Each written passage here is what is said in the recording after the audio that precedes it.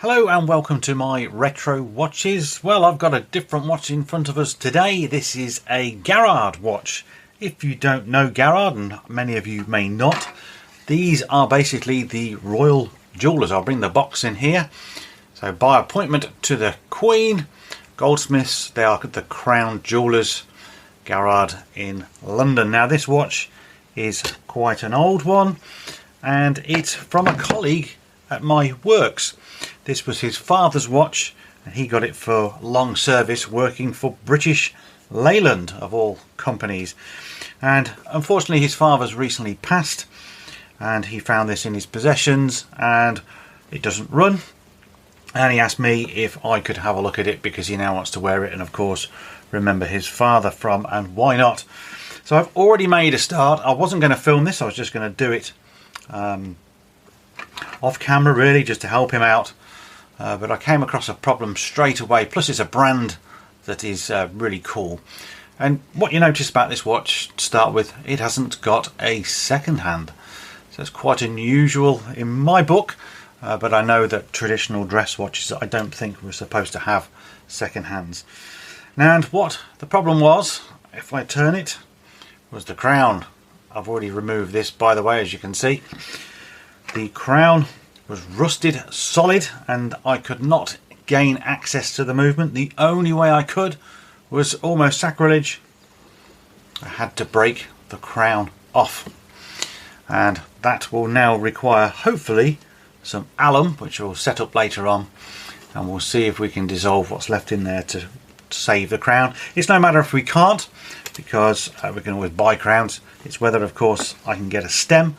At this moment I don't know the movement inside this. You can also see here the leather strap is extremely well used and worn. Whether it's the original one I don't know. It is hard to say, depends how often the watch was worn. So this video we're just going to strip it down, clean it up, see if we can get it going once again for my colleague.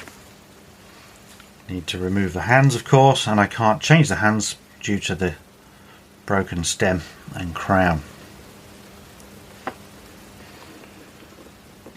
It's a nice dial, that one, a little bit of wear and tear you can see on it. And if I turn the watch over, I've already removed the case back, but the watch comes out the front here like this. Sorry if it's a little bit blurred.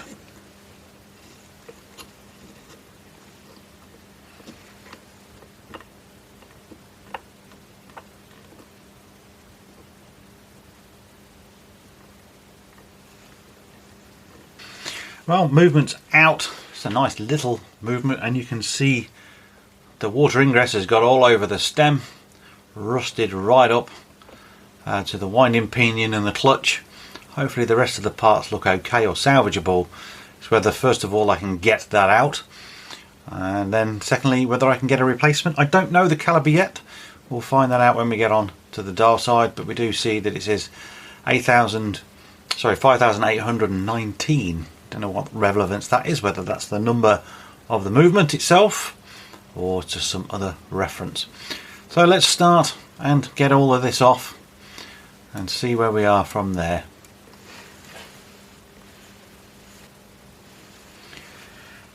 So if you're wanting to get into this hobby, watches like this, maybe not a Garrard because I think they can be quite pricey, but watches with no date complications, a fairly decent jewel count, are the ones to go for, because there's not much on the dial side, so it's quite straightforward to get your keys, the keyless works in, and a lot of these sort of 60s, I don't know whether this is 60s particularly, but 60s dress watches with Swiss movements in them are relatively cheap on eBay, and you can have a lot of fun for as little as £20.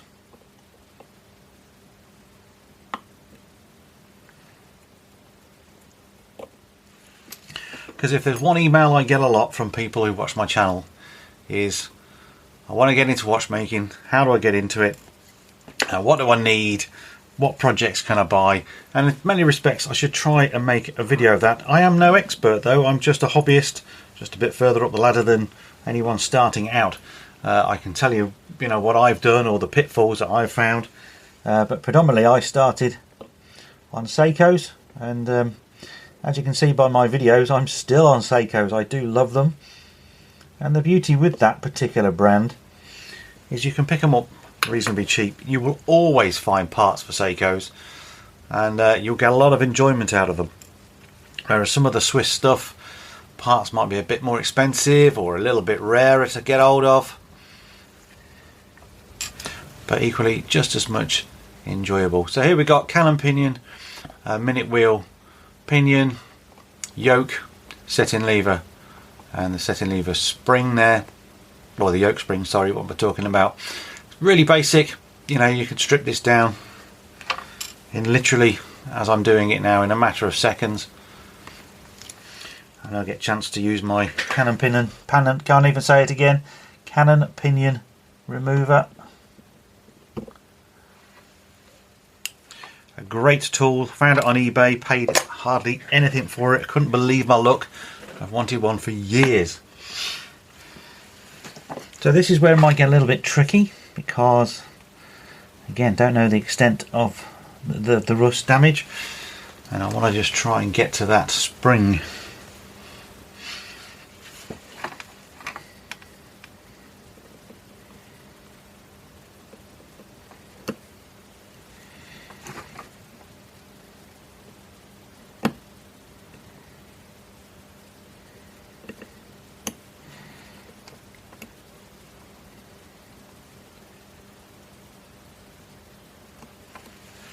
So I've gone the wrong route really.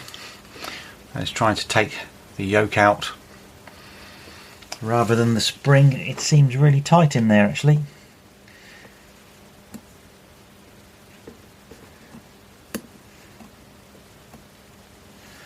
There we go.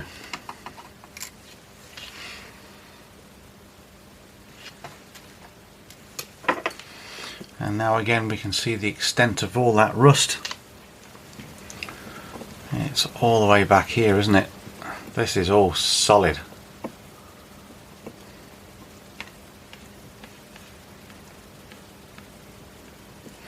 I'll undo the setting lever and just see, but I'm not feeling hopeful that's going to come out. I'm going to have to clean it all like that in the ultrasonic to try and loosen it up. So on the main side here, well, it looks quite nice. I think this is going to clean up very well. Again, pretty basic. 17 jewel, Swiss made. So far I can't see the maker's mark. I just can see something down here, but once we get rid of the balance we might know a little bit more. My attention still is drawn now to that particular screw to just see how bad that keyless is going to be.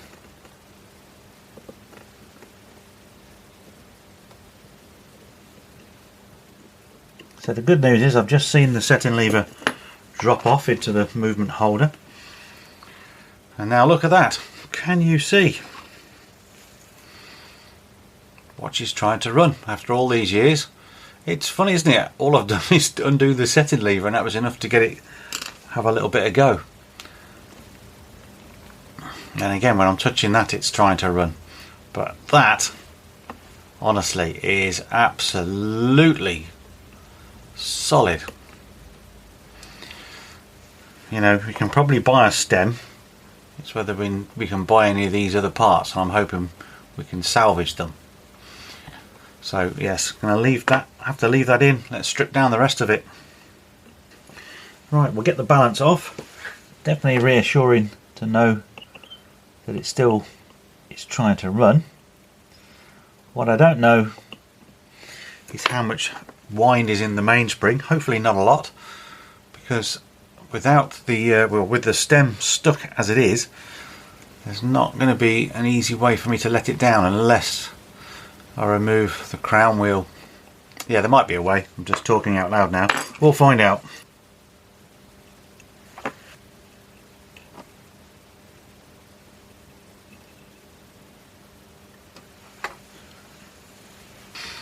So I still can't quite see that movement. It almost looks like P, doesn't it? P7045. P, I can't for the life of... Is it Pessiou? I'm going to have said that wrong because that's French. Is it French, Swiss? I don't know anymore. Right, okay. Well, either way, at some point in time in this video, I will tell you what the the movement maker is.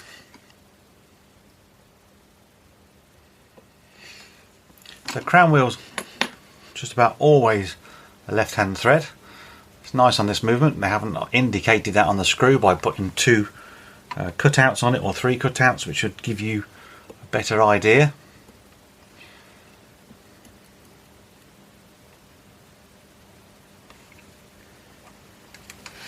Quite often you have a washer here, but there is nothing on this one. So the plan now is to try and power. I don't know how much of this I can film and you can see.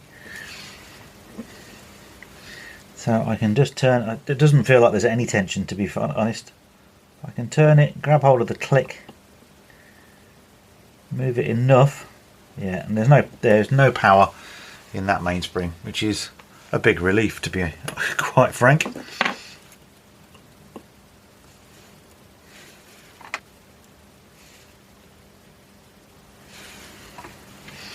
Seems to be quite interesting here. You have a click spring,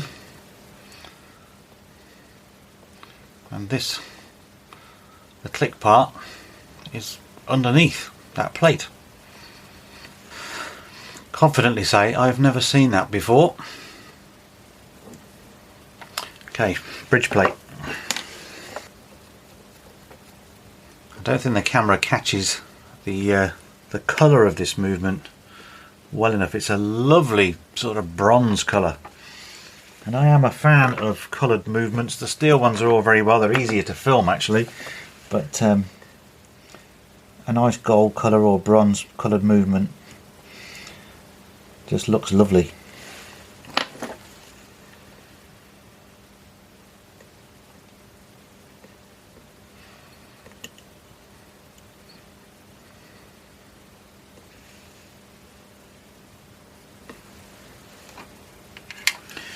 And there's the train. So again, you know, this is a fairly straightforward run-of-the-mill movement in many respects. All follows the same pattern, only it hasn't got the second hand. So we can remove all the train, if of course I can get hold of it.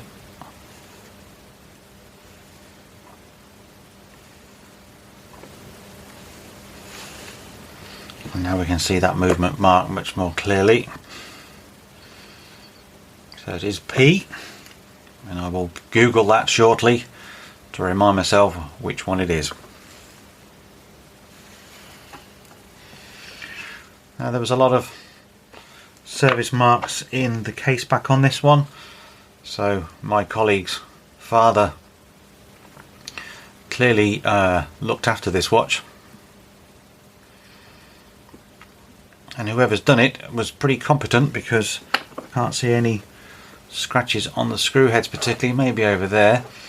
And in the city I live of Coventry, probably said it before, but has a long history of watchmaking, especially, well, last century really, when we were making very good quality pocket watches, but that still went into wristwatches, and there were, in the 60s and 70s, there was still a lot of watchmakers in this city, whereas now there is hardly any. There's only one that I know about, who's a friend of mine now. So it's all very sad really, isn't it?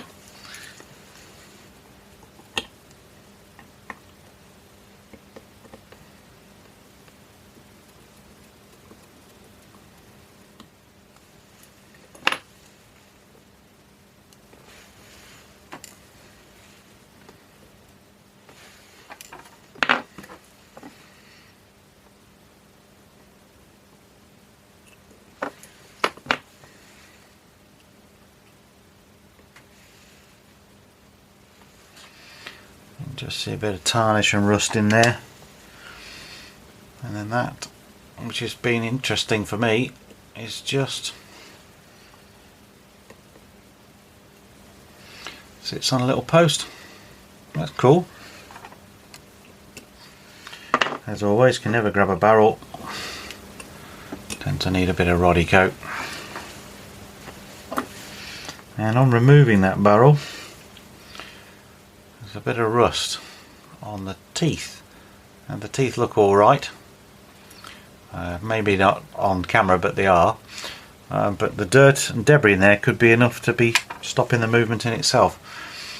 So now again we can see all of this, and it's not nice to look at. It's funny, it's corroded all the way through and right to the tip here. That's some going, that is. Just seeing if the setting lever screw will come out. Yes, it will. So it is all stripped down.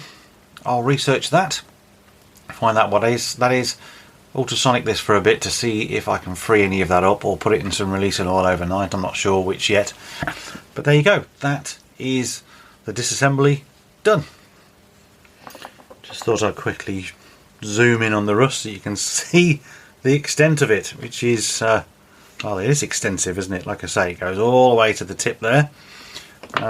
Just while we're here, have a quick look at a few of those jewels. Just try and get a bit of light in here.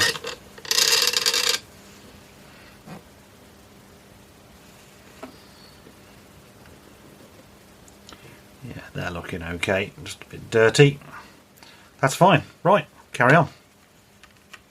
Okay, so quite a few weeks on, I've had this main plate just soaking in oil, really, in the attempt to try and obviously remove all of this. Now, I have also in that time managed to find a donor movement. Okay, it's not the gold colour, but as you can see, it comes with the stem, which is we're going to need, and all of the keyless works as well.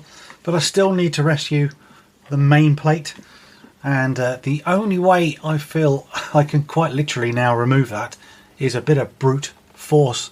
So I'm just going to put a pair of pliers on the end here and kind of hope for the best. See if we can grip it, and it still seems really tough. And honestly, it's probably been soaking for a month.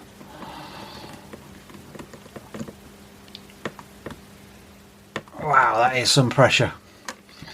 So that isn't going to work straight away or easy. So maybe I'll have to resort to a bit of ultrasonic and a bit of, well, brute force, I suppose, in the hope that eventually we can unstick that. So in the meantime, one other job to do. Let's just try and tidy this away. So the other job is I want to try and save the crown. Quite clearly the stem is a sort of ferrous metal, isn't it? It's going rusty all the way through. So therefore, stuff called alum powder, and you can't really see this here. You can buy this on eBay. I bought this probably about 5-6 years ago. I did a video on it. You get alum powder and some water, and you let the chemical reaction happen, and it will hopefully dissolve that over a number of days. So I've got a little jar here I'm going to try and bring in, and that is just, I've just got some warm water in it, to be honest, and the whole idea is to try and dissolve as much powder really as you can into it. I believe they use this in baking, I think even in deodorants or something. I don't profess to know what it is.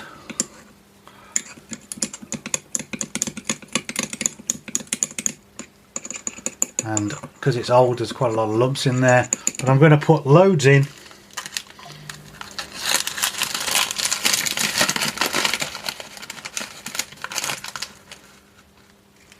That's like 2 teaspoons full. So I'll mix all that up, and then we'll just drop the crown in. Hopefully I'll come back in a few days time, and we hopefully have got some progress. It will not touch the plating, or it shouldn't do. And oops. So yeah, we've got nothing to worry about there. It is literally a reaction with the steel to rust it out. So there we go. I've got quite a lot in there. I think it goes clear. It's been ages since I did this. So I literally just drop the crown in and forget about it. So there we go. I'll report back in a few days with progress on that. And here's the stem finally removed. It took, in the end, sheer brute force, lots of cleaning. It's a little bit of rust here and there now. As you can see, the clutch has been destroyed. The winding pinion's no good, and obviously the stems had it as well. It's took its toll. I've never had one that difficult to get out. It was a long time in the ultrasonic, more oil, and in the end just pliers and shear, grab it and pull it as hard as it'll possibly go. And eventually it gave up, which is much to my relief. I've never had one as stuck as bad as that. So that's a new record. So I've stripped off all the other parts that I might need, and certainly the ones I 100% need from the donor. And as you can see, they are completely and utterly full of magnetism. So I'll have to demagnetise them as part of my service schedule anyway, and make sure we don't take that into the final build.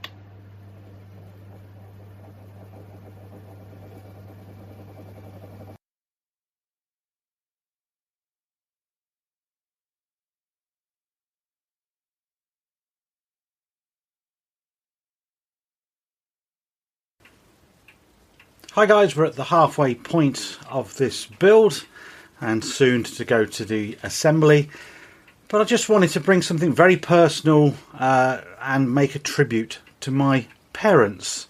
So I've been off YouTube for 6-8 weeks, something like that. I actually started filming this one in January, but it's been a very difficult time. Essentially, my mother died at the end of February, and my father died 6 weeks after my mum. It's been quite a difficult time for the family and myself, really, just to come to terms with that and all the stuff that happened before they actually died, because they were both in hospital for one thing or another. So there was a lot of trips to and from the hospital, and then when we knew the time was coming, of course, you know, I was with them till the very end. So I want to just dedicate this video to my parents. We've all got parents. Hopefully we've got loving parents like I've had. My mum was 86, my dad was 87, so they've had a very full, fantastic life, born just before the Second World War actually. And yes, they gave me the best that they could, and they were fascinated by the fact that I was into watches. Don't know where it came from. Amazed that I had such a big following on YouTube. It really mystified them. So yeah, this video is to my mum and dad, Gabrielle and Bill Bolton.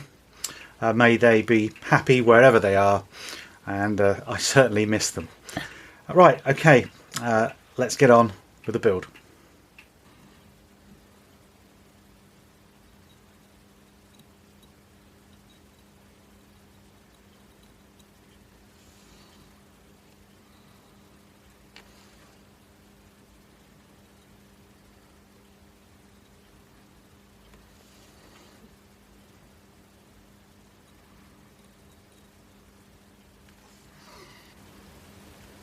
Bit of D5 for the barrel.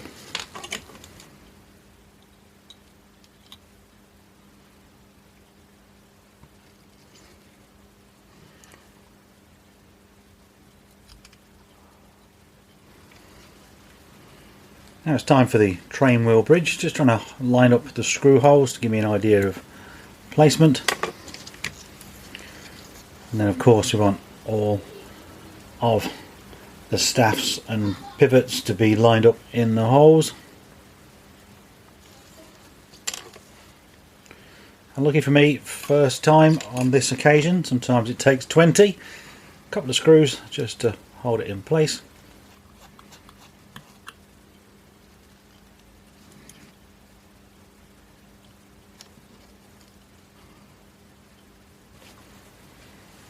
And a bit more D5 this time for the setting lever screw.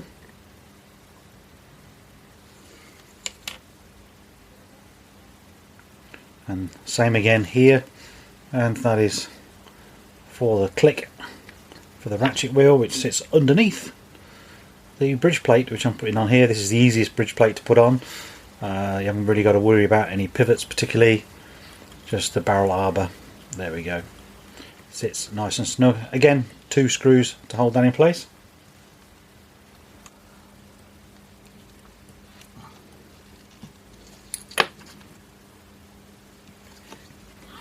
And guess what? A little bit more D5. I should have put this on really before I put the bridge plate on, but the oil will find its way down. Yes, and it is D5.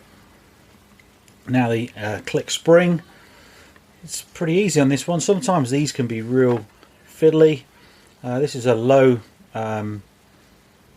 powered spring really for once, and just sits in there. Nice, easy, simple design. Don't have to worry about it at all. And then this is the ratchet wheel, and I will notice that hair or fibre in just a moment, as you will see.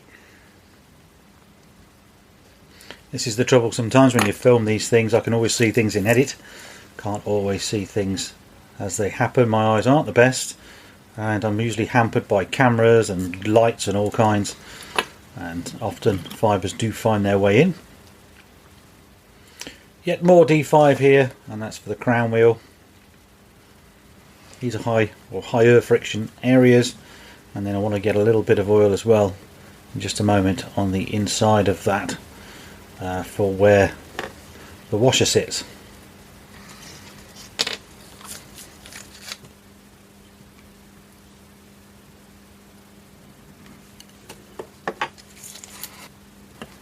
And then here's the left-handed thread that's not marked on the screw. Should have 3 slots. This one has 1, and that can catch you out very easily. Pallet fork fits nicely. Pallet cock will go on. This is a bit more of a fumble really. I like to do these on my stereo microscope. I can see them just a little bit better. Whereas here I can't. I'm sort of judging it, and you can just see when I nudge the pallet fork there that it's definitely not sitting in the jewel at the top, but eventually it does.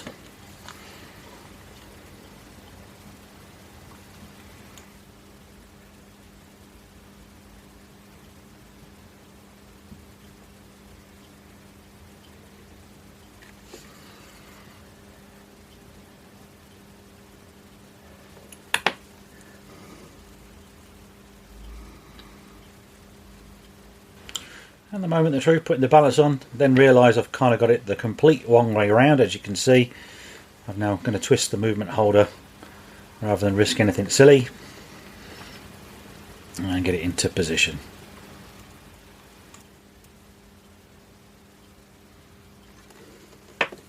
There you go. It wants to go. Push the bridge down a bit. Yes, yes, yes, yes, that never gets old. On Broken Watch now running. Of course, still got to oil all the pivots, the jewels, etc. Get that screw in. Interestingly, it's got a little X marked on here, so I wonder what that's all about. But anyway, let's get the screw in and do a little bit of oiling before we then go and stick all the keyless works in. But brilliant, it's running.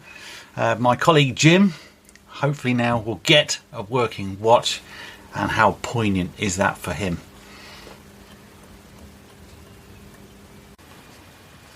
Time to oil the train jewels, and it's Mobius 9010 for all of these.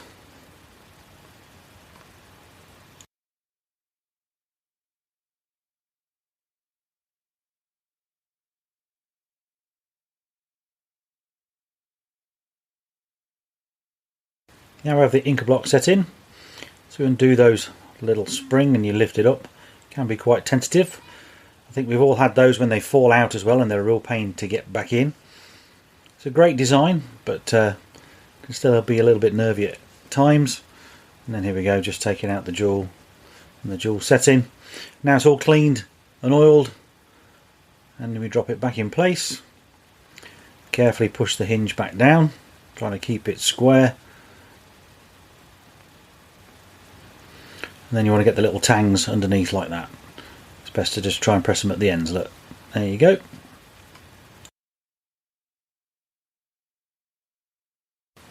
And now we're on the dial side, and yet again 9010 Mobius for all of these, except of course I don't do the escape. And now we're going to take out the lower balance jewel. Same method again.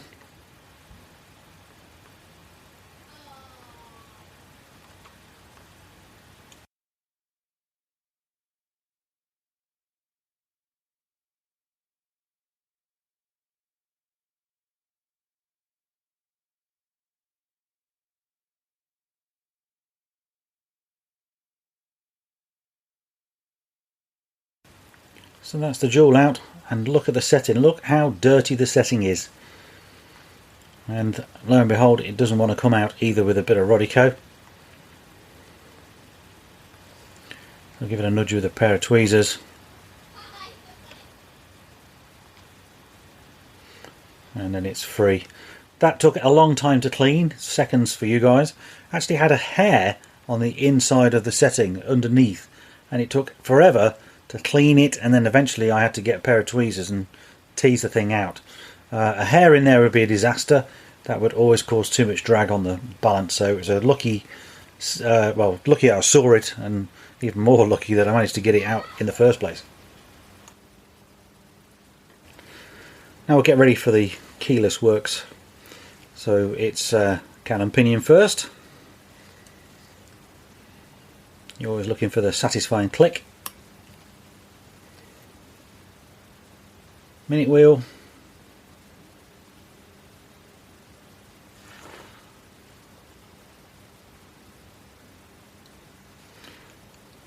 Little pinion. Make sure they all mesh, as you can see.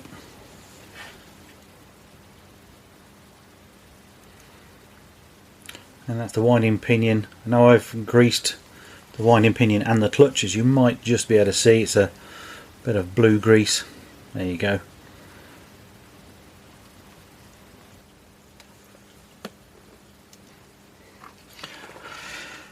Ah, forgot to put the blooming setting lever on first. That needs to go in there so I can screw it from the underside. Means I've got to take all of that off. So we'll cut back with it all installed in just a moment. And there we are. Setting lever is now installed. Thank goodness for that.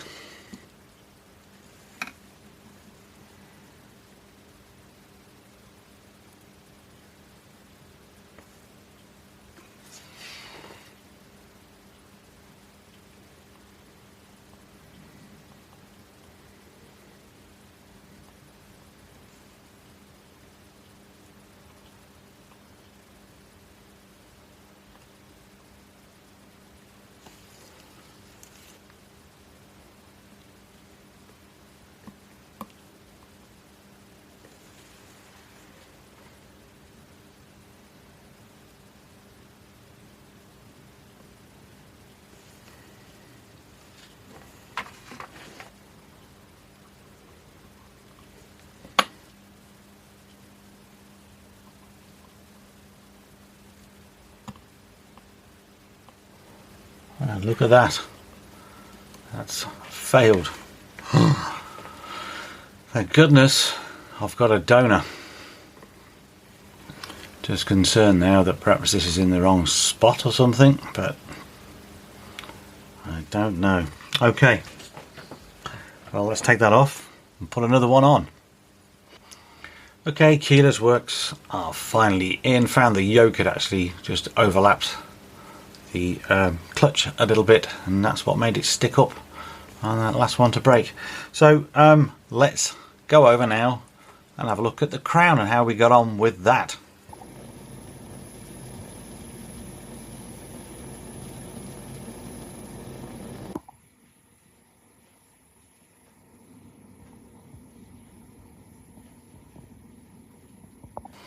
Here's the crown, and it's done the business.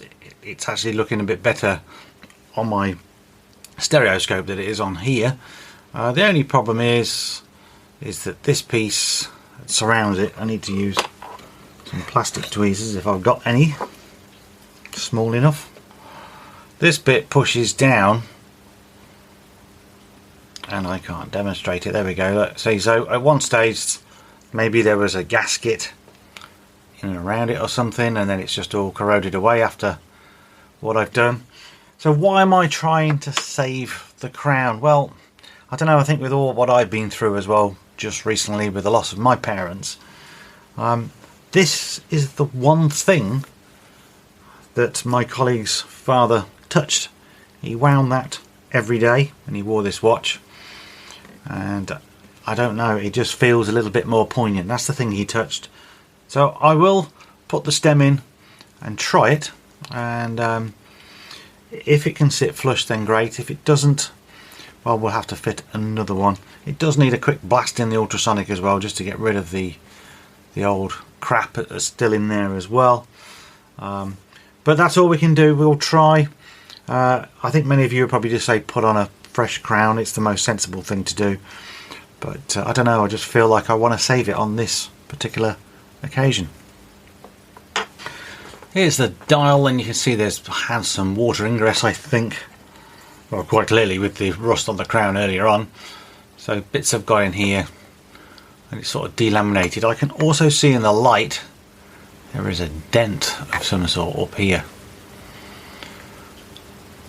It's hard because of the way it reflects, but I think you can just see it there. Let's see. So there's nothing I can do with the damage because it'll be under the lacquer and that'll just ruin it. But the index, well, they look a little bit tarnished, a little bit grubby, and I have a little version pen thing. You see these for cameras, camera lenses, and we can use that at least, as you can see, to brighten up the indices, or the index in that case, which makes a lot of difference. Of course, some of the damage on the dial here you're not really going to see with the naked eye, I don't think. Certainly if you've got eyes as bad as mine. So I'll just go through all of these, and it's quite interesting. I don't know if I can show you, if I can get the camera to focus. There you go. They're like crescent shape, which is quite nice. I don't think I've seen that before actually on a watch. Right, okay, I'll go around them all and make them a bit shinier.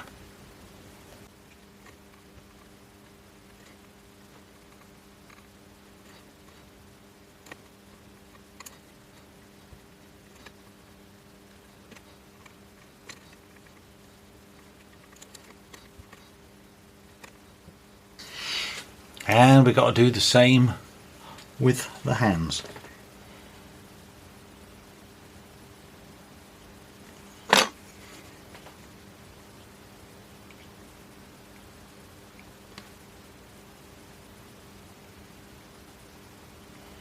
And not everything comes off because there is tarnish which is sort of bubbling or marking the plating or whatever it is they put on these sort of hands.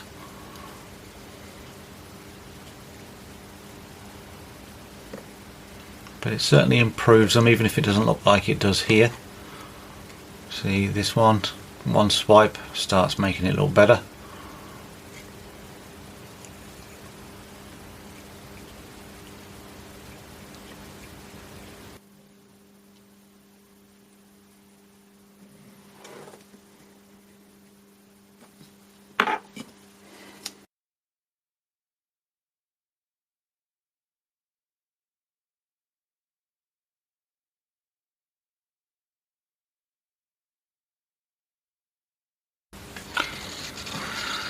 Okay, let's just test that the wine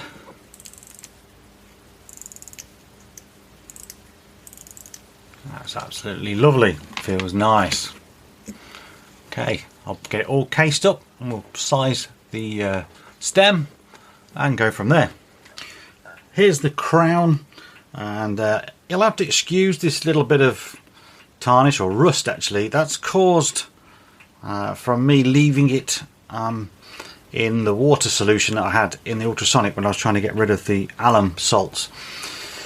And I left it a bit too long, unfortunately, and it's sort of got under that plating. So I'll try and probably polish a bit of that off at some point. But what I wanted to show you really, that it hasn't touched the plating at all. Where it was worn before, it's still worn. So you have the assurance if you're going to try that trick, it's going to work. And you can just see in there the threads. So it's safe to use, and I've now got another problem, and that's to do with the stem. So here's what's left of the stem that was stuck in the movement. Now, as you can see, that's completely trashed. And this one is the one that came with the donor, which I thought I could use. It's got a nice long threaded part. However, it isn't long enough, and probably by a gnat's cock as well. I mean, it is literally 2 threads, maybe too short. It just doesn't quite bite when you're trying to do the setting. Not the setting lever, whatever you call it, it goes in there. Yeah, the setting lever sits in there, doesn't it? And it's just not catching enough, which is annoying. I can buy another stem, but they're about £15, and I'm a bit of a tightwad. So I wanted to show you something in case any of you guys who are coming down the watchmaking route after me, you can buy these things called stem extenders. And basically you measure the thread here, which is 0.9 of a millimetre, and then you're going to buy a 0.9 millimetre stem extension. I can't show it because of the and look, we've got some more magnetism, I think, there. Yeah, we have. So essentially that end part there you can thread the stem into and make it work that way. So I've got to cut this reasonably short, but I don't want to cut it too short, and then take the excess off here and put the crown on. So the next shot you'll see, I should have it all sized up, ready for the movement. I'll just show you what it looks like. Okay, there we go. You've got the stem extender just here and the original stem, and I've used a little bit of Loctite 243 on the threads just to lock them up. It takes a little while to dry, but that now fits. We do have that little bit that sticks out that I can't, well, in theory I could probably find a way to push that in and glue it or something, but I'm not going to bother. I'm going to leave it up to Jim, really, my colleague, as to whether he would like to keep this crown or replace it with something else. I've got a replacement, which I'll just try and bring in here. It's a bit bigger. Excuse all the fibres. Yeah, that's a get out of jail free card if we need it. Hopefully not. Okay, let's move on. So here's the case as it came.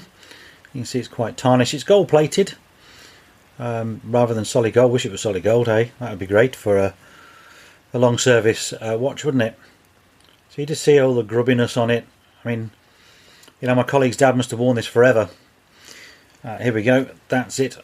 Been in the ultrasonic. I'll give it a good polish as well. I think it's come up a lot better than it was. There's not much case, to be fair, just a little bit of bezel, but an improvement's had. Start. Well, here is my next problem. So, the movement's running pretty decent, to be honest with you. It stays like that in all positions. I can change the rate, of course. Plus 27 seconds a day is not the final adjustment on this. It's the beat error. So the beat error is very wide at 2.5 milliseconds, and this has got a fixed stud, so it means I cannot change the beat error by regulating. I'm going to have to take the hairspring off the pallet cock and try and turn it one way or the other, which is always a pain because I don't know at this stage which way to go. But let's just try and give it a go. Always a bit of a heart in the mouth part, because damaging the hairspring at this point in time is not going to be a good thing, because as much as I had a donor movement, it doesn't have a working balance in it. So wish me luck. The balance is off, but it's got a collet from hell. Look at that. How on earth are you supposed to be able to move that? I mean, I've only got to move it like half a millimetre either way possibly to bring that into alignment. And most collets that I've seen have normally got a little split in them, and that enables you to get a screwdriver or an oiler or something in there to nudge it. But this, there is nothing. And then it comes with sloped sides, so you can't... I've just had a look on my stereoscope because I'm on the digital scope at the moment, and I certainly can't manipulate this on a digital scope. But the hairspring attaches, I can't remember if it's this side or this side, and how do you can't pinch those slopes. That's just too damn dangerous. So I don't know what to do. It's really frustrating because, you know, this is supposed to be a pretty decent watch brand really, and why have they done that? It's like the unadjustable collet. So I will ask some questions online now because somebody might have a method, but you know, it isn't my watch and I really don't want to screw this up, but I just don't want to leave it with that terrible beat error, but I might not have any choice. I just don't want to knacker it up. I don't know how easy it would be to find a new one of these, and then I'd have the same problem again. Sometimes you just have to know when to quit and let sleeping dogs lie, isn't it? But I do like to get a watch really accurate. I mean, that's what this hobby's all about. I mean, I like repairing watches and getting them to run again, but then the next challenge after you've got them to run is, well, how accurate, how well can you get them to run? I mean, the daft thing is this thing hasn't got a second hand, so you're not really going to see that accuracy necessarily. Maybe that's why they've put this silly collet on. I mean, I don't know. I'm clutching at straws. It's 11:45 at night, and yeah, I don't want to give up, but my fear is I might actually have to. But okay, right, I'm waffling. Let's put it back on the balance cop for a start and reconvene in the morning, I reckon. Well, after all that of ranting and raving and messing around with the hairspring, I then find out the next day that the stud actually moved, and it wasn't a static stud. I mean, I could have killed myself, to be honest with you. How embarrassing. I've just probably wasted 5 minutes of your time listening to me go on about it. But there you go. I like to be honest and show my mistakes, and that one was a horrendous mistake. So here we are on the time grapher, and you can see, well, you know, I've regulated it well. Excuse some of the scatterings. That is more about my voice than anything else. I'm not overly pleased with the amplitude, but I'm going to have to call it a win. It's got no beat error now, and the rate is pretty acceptable. And, you know, if we just change some positions like crown up, if you give it a sec, there's a little bit of positional error there, as you can see, but it is pretty decent for what it is. So, like I say, I'll call it a win. Just trying to get to dial down position. There again, you can see it's still following the same sort of trend. So this is going to be running, say, plus or minus 10-15 seconds a day, and I think that's great. So it's almost time to finally show you the finished watch. So out with the old and in with the new. It is a leather strap, just with a lizard print. Thought it was appropriate, matches what was on there before. Fit it to the watch now, and let's go to the final shot. And well, here it is. And I have to sort of move it around a little bit so you can see the texture or that, those striping of the dial. In natural sunlight it is quite bright and dazzly, but doesn't it look fantastic? Look how thin this watch is as well, and that case back, look, Leyland cars, W Stew for long service. Yeah, nice thin proper dress watch really, without a second hand, which I still find unusual, but quite elegant in itself.